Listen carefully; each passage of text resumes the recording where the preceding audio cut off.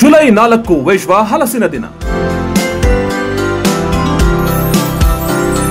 ವಿಶ್ವದ ಗಮನ ಸೆಳೆಯುತ್ತೆ ಚೇಳೂರಿನ ಹಲಸು. ತುಮಕೂರಿನಿಂದ ವಿವಿಧ ಭಾಗಗಳಿಗೆ ಹಲಸು ರವಾನೆ.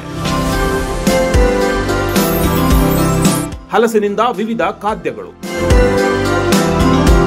ಪ್ರತಿ ವರ್ಷ ಜುಲೈ 4ರಂದು ವಿಶ್ವ ಹಲಸಿನ ದಿನವನ್ನ ಎಲ್ಲೆಡೆ ಆಚರಣೆಯನ್ನ ಮಾಡಲಾಗುತ್ತೆ. ಆದರೆ ದೇಶದ ಹಲವು ರಾಜ್ಯಗಳಿಗೆ ಹಲಸಿನ ಹಣ್ಣನ್ನ ರವಾನಿಸುವ ಕಲ್ಪತರುನಾಡು ತುಮಕೂರು ಜಿಲ್ಲೆಯ ಬೆಳೆಗಾರರಿಗೆ ಇದರ ಅರಿವು ಸ್ವಲ್ಪ ಕಡಿಮೆ ಇದೆ ಅನ್ನೋ ರೀತಿಯಲ್ಲಿ ಕಾಣ್ತಾ ಇದೆ. ಗುಬ್ಬಿ ತಾಲೂಕಿನ ಚೇಳೂರು ಹಲಸಿನ ಮಾರುಕಟ್ಟೆ ದೇಶದ ಗಮನವನ್ನ ಸೆಳೆಯುತ್ತೆ. ರಾಜ್ಯದಲ್ಲಿ 25ಕ್ಕೂ ಹೆಚ್ಚು ಹಲಸಿನ ಮೇಳ ಹಬ್ಬಗಳು ನಡೆಯುತ್ತವೆ.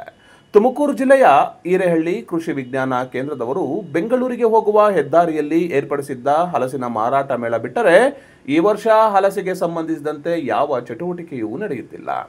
ಇತ್ತೀಚೆಗೆ ತಿಪಟೂರಿನಲ್ಲಿ ಹಲವು ಸಂಘಟನೆಗಳು ಹಲಸಿನ ಮೇಳವನ್ನ ಮಾಡಿ ಹಲವು ಖಾದ್ಯಗಳನ್ನ ತಯಾರಿ ಮಾಡಿ ಮಹಿಳಾ ಸಂಘಗಳ ಮೂಲಕ ಮಾರಾಟವನ್ನು ಕೂಡ ಮಾಡಿದ್ರು. ಅದು ಯಶಸ್ವಿ ಕೂಡ ಆಗಿತ್ತು. ಕೆಲವು ರೈತಪರ ಸಂಘಟನೆಗಳಿಗೆ ಹಲಸಿನ ಮೇಳ ನಡೆಸುವ ಆಸಕ್ತಿ ಇದ್ದರೂ ಕಟ್ಟಡ ಜಾಗಗಳಿಗೆ ಬಾಡಿಗೆ ಸೇರಿದಂತೆ ಇತರ ಖರ್ಚುಗಳಿಗೆ ಹಣದ ಕೊರತೆಯಿಂದ ಹಿಂದೇಟು ಹಾಕುತ್ತಿದ್ದಾರಂತೆ. ಗುಬ್ಬಿ ತಾಲೂಕಿನ ಚೇಳೂರು ಮಾರುಕಟ್ಟೆ ಹಣ್ಣುಗಳ ಮಾರಾಟದಲ್ಲಿ ದೇಶದ ಗಮನ ಸೆಳೆದಿದ್ದರೆ ತೋವಿನಕೆರೆ ಸುತ್ತಮುತ್ತಲಿನ ಪ್ರದೇಶ ಎಳೆಯ ಕಾಯಿಗಳ ಮಾರಾಟದಲ್ಲಿ ಉತ್ತಮ ಹೆಸರು ಗಳಿಸಿದೆ. ಪ್ರತಿ ವರ್ಷ 500 ಟನ್ ಎಳೆಯ ಕಾಯಿಗಳನ್ನು ಖರೀದಿ ಮಾಡಿ ಬೇರೆ ಕಡೆ ಕಳಿಸಲಾಗ್ತಾ ಇದೆ. ಗ್ರಾಮದ ಮಹಿಳಾ ಸಂಘಟನೆಯೊಂದು ಹಲಸಿನಕಾಯಿ ಹಣ್ಣು ಮತ್ತು ಬೀಜಗಳಿಂದ ಹಲವು ಖಾದ್ಯಗಳನ್ನ ತಯಾರಿಕೆಯನ್ನ ಮಾಡ್ತಾ ಇದ್ದಾರೆ.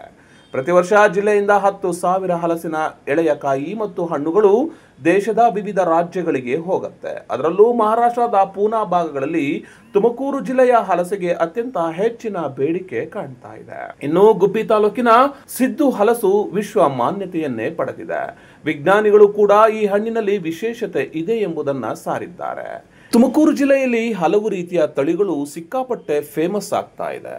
ಈ ಹಲಸುಗಳಲ್ಲಿ ವೈಜ್ಞಾನಿಕವಾಗಿ ಮತ್ತು ಆರೋಗ್ಯಕರವಾಗಿದೆ ಎಂಬ ಮಾಹಿತಿಯ ಹಿನ್ನೆಲೆಯಲ್ಲಿ ಈ ಸಸಿಗಳಿಗೆ ಮತ್ತು ಈ ಹಣ್ಣಿಗೆ ಅತ್ಯಂತ ಹೆಚ್ಚು ಬೇಡಿಕೆ ಇದೆ.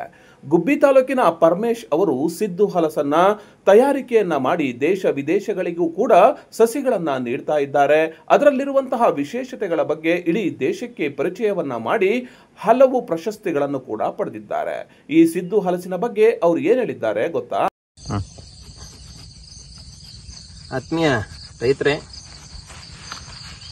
ನಾನು ಸಿದ್ದು ತಳಿಯ ಪರಮೇಶ್, ಸಿದ್ದು ಅವರ ಮಗ.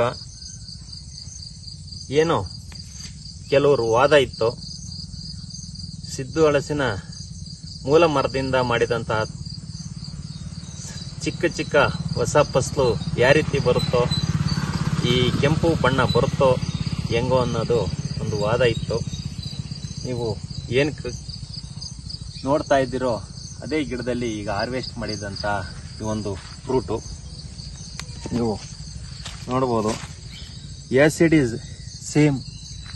ತಾಯಿ ಮರದಲ್ಲಿ ಏನು ಕಲರ್ ಇತ್ತೋ ರೆಡ್, ಅದೇ ರೀತಿ ಬಂದಿದೆ.